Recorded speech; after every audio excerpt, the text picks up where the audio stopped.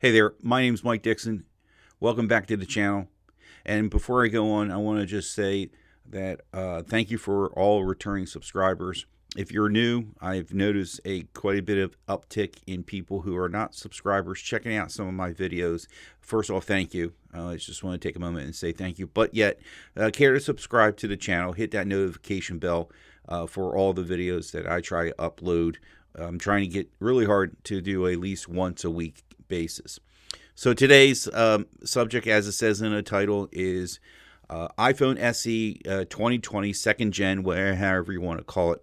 I want to share my experiences with this device in the last well over a year, going on. Before you know it, it'll be 2 years. Like it's been a year and 3/4. I ordered this phone almost immediately after they announced that it was coming out, and the significance of this particular time, April 24th of 2020, we're a month and a few days into what is known as basically the start of the COVID situation, world pandemic, not just here in the United States. And to me, the significance of this phone is Apple released a reasonable price, brand new device for people out there.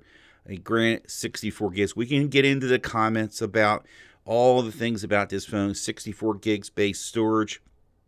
The battery is small. Well, I have just one parting comment and what I experienced. And a parts bin phone. Okay, take that out of the equation. You can get a relatively good phone. Well, it is a good phone. I shouldn't say relatively. It is a damn good phone. Okay, for $399 still today, and I spent the extra $50 to get the 128 gigs variant. So my experience with this phone has been really good. As far as performance has never given me a problem. This is a second shoot on this particular subject matter because I forgot to mention about the camera. The one single camera that's on here is for a single camera, it takes really good photos. For a single camera to do video, it's really good.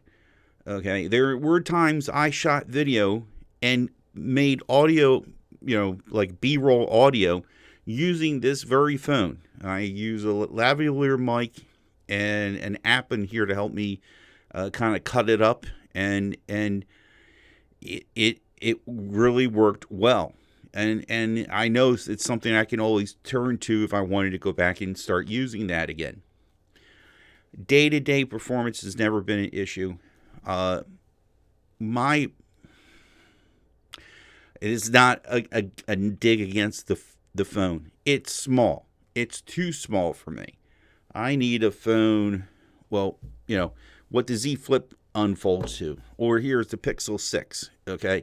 These phones are the right size for me. For hitting the finger with the keys and viewing content.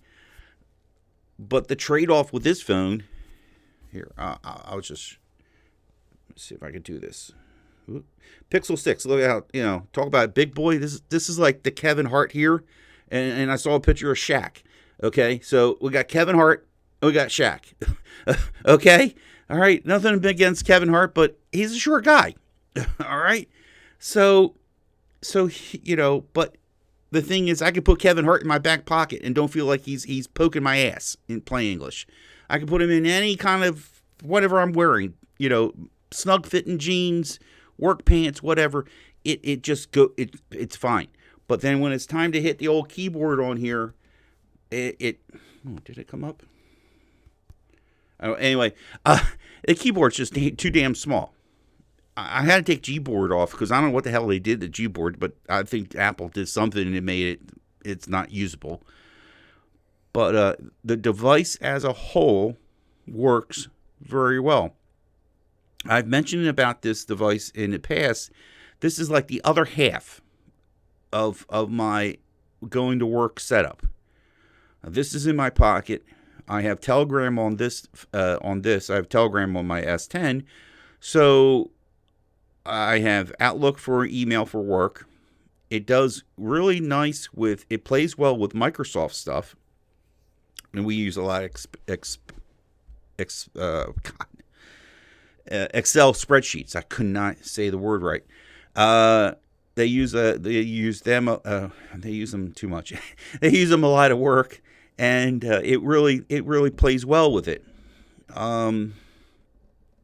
As a whole, I dropped this phone? Now this is the case I bought with. This is the actual Apple case I bought with it. The crack, if you're in my reflection, the screen's not cracked. The screen protector is cracked.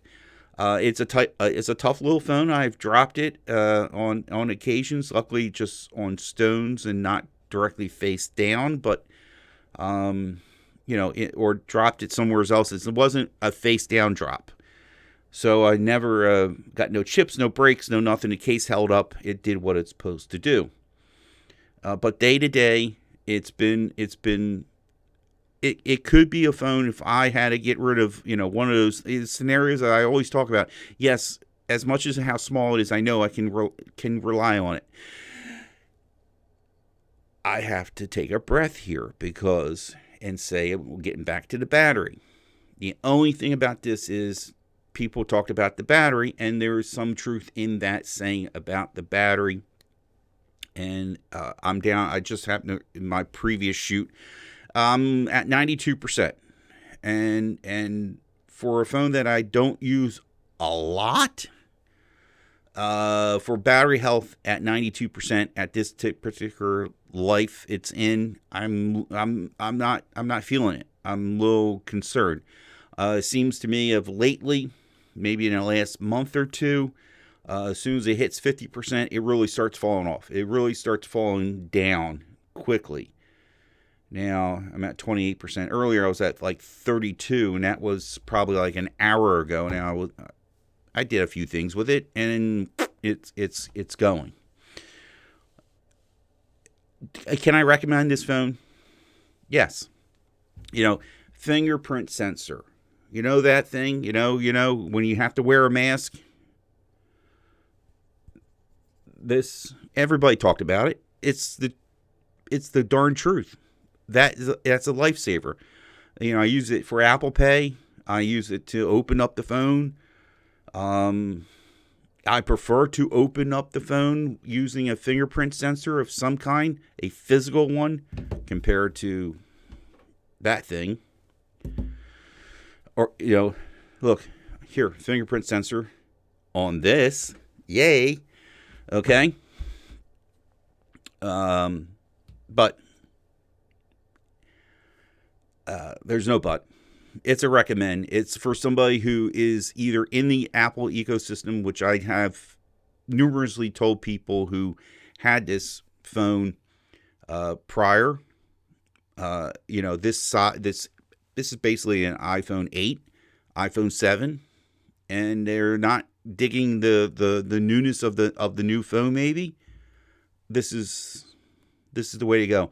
I keep, this is the funny thing. First off, there have been times I'm going to go trade this in. I'm going to go get an iPhone, the full size, blah, blah, blah. Okay. And I stop myself and go, why? Why do I need to replace this device to still get my Apple experience? It's no different on an iPhone 12. It's no different on an iPhone 11. It's no different on an iPhone 13. It's no different on any other iPhone you can get presently that's on the current operating system.